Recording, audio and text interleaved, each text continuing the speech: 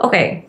Sa video natin today, pag-usapan natin yung isang loan app na text ng text. Sabi, pwede ka raw humiram ng up to 35,000 pesos sa loan app na to. Guaranteed na makakautang ka. VIP cash. Naku, wait guys, wag muna. Wag kayong mag-assume dyan na VIP kayo sa loan app na to. Sinubukan ko siya at kailangan nyo malaman kung ano yung mapapala or anong ma-expect nyo sa loan app na to. Kung nakatanggap kayo ng text na ganito, mas mabuti pang, panoorin nyo muna yung video na to guys para mayroon kayong heads up. So keep watching.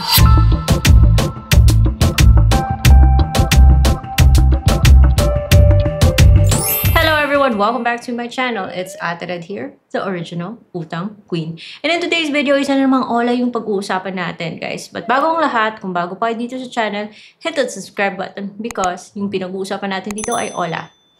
And ako po yung nagtatry para sa inyo. Para mabigyan ko kayo ng heads up. And click that bell notification button para ma-alert kayo kung meron kayong mga bagong uploads. Take note na dito sa channel, wala pa akong pinopromote na ola. Ako ay nagre-review lang po. Pero, meron akong Shopee product links. So, if you like my shirt, kasi napaka-comfortable siya if you're the sporty type and sometimes gusto nyo yung loose na shirt para wala lang, palmado lang, hindi ba? I got this shirt from New Balance and check out ko siya sa Shopee. So, kung bet nyo to, ayan, obvious na obvious, guys. Kung ano yung brand. Click nyo na lang yung link natin. It takes you directly to Shopee. And then, check out yun na to. Reason why, very, very favorite ko tong si Shopee kasi meron akong Shopee loan, tsaka Shopee S loan, tsaka S Pay Later. So, kung gamit na gamit mo yung Shopee mo, baka magkaroon ka ng offer sa mga loan platforms na yun kasi super legit, mababa lang yung interest. Bago kayo mag-check dito kay VIP, nako, kung may access kayo sa ganun, dun sa Shopee na lang. Anyway, so yun nga yung pag-uusapan natin ay si VIP Cash, guys. At well, uunahan ko na kayo, mawiwindang kayo sa makikita nyo sa loan app na to. Subukan ko siya para sa inyo para hindi kayo mabigla. Kasi sasabihin niyang 35,000 daw. Pero alam nyo guys, alam nyo kung magkano yung offer niya sa akin? Pinalabas siya pang installment na papiso-piso. Nako, panoorin nyo na lang until the...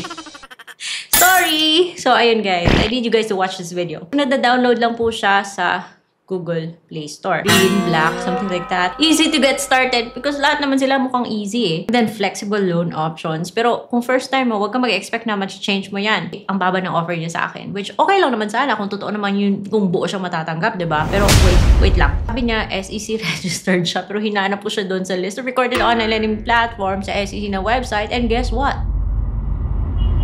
Wala siya doon. Kaya nga tapusin yung video na to eh. Hihingi po siya ng iba't ibang permissions. So permissions like SMS, camera, access, yung mga ganon.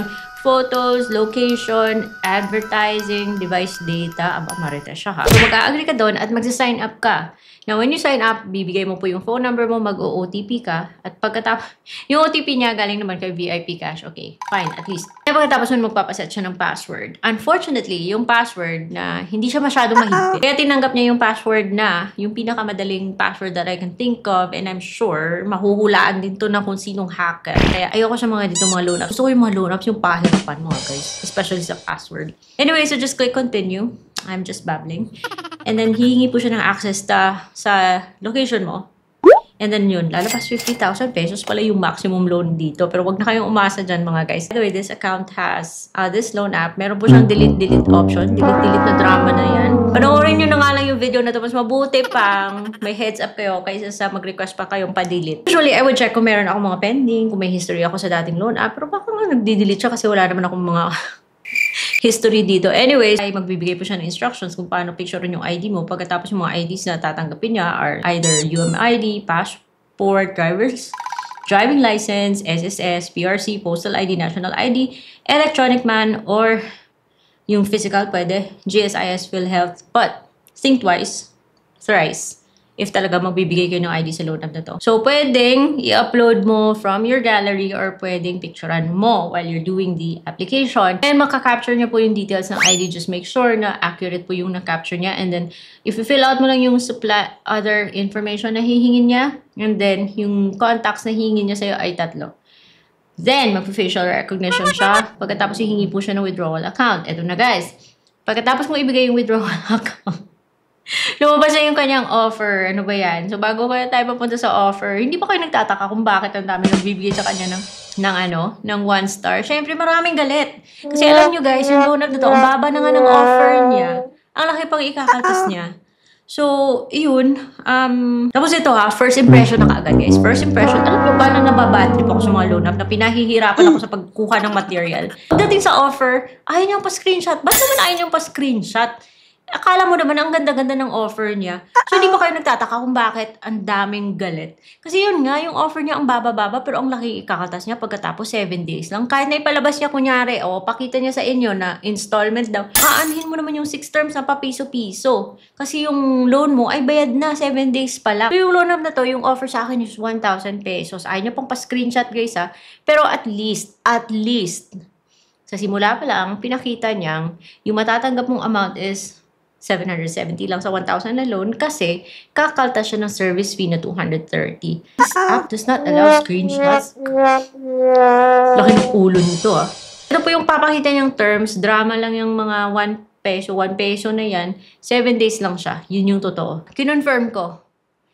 Kasi gusto ko malaman kung magpapadala sa Gcash or sa e-wallet or what. But pag na-reject ka sa loan app na to, reject naman siya. Walang surprises. At least sa start pa lang pinakita niyang ang laking kakaltas niya. Yun lang, napaka-OA niya lang sa papiso-piso. Pero at least kitang-kita naman na 7 days lang siya. So, hindi po siya auto-submit, hindi rin siya auto-disburse kasi kailangan mo i-confirm talaga. And kung ma-approve ka, then saka mo matatanggap yung loan mo na may kaltas. Hindi ako na-approve sa loan app na to at sabi niya because, grabe naman yung sabi niyang reason kung bakit niya ako ni-reject. Approve nga ako sa mga loan apps na super legit dito hindi. 1,000 lang. Tapos ni-reject pa ako. Pero at least it's guys. At wala naman ako natanggap. Reject is reject sa loan app na to. Pwede daw mag-apply ulit after a certain period. But no thank you po sa loan app na to. Parang kanyang binobola Ayoko sa mga loan apps na ang laking kinakaltas. Sobra-sobra to hindi po acceptable. Siguro kung kinaltas niya 150, okay pa. 150. Pero yung 200 plus, malaking amount na yan Imagine, 770 lang matatanggap mo. You can just imagine na kung 50,000 pesos na pala yung loan mo. Yung ikakaltas niya, ang laki-laki Hindi naman pala VIP yung treatment niya sa'yo. Dahil sa pangit naman yung terms na pinapakita niya. Well, at least, this is just my opinion, guys. Pero hindi ko naman kayo mapipigilan. Uutang kayo dito. Even if you've already seen what's in store for you guys, if i-download nyo yung loan app na to.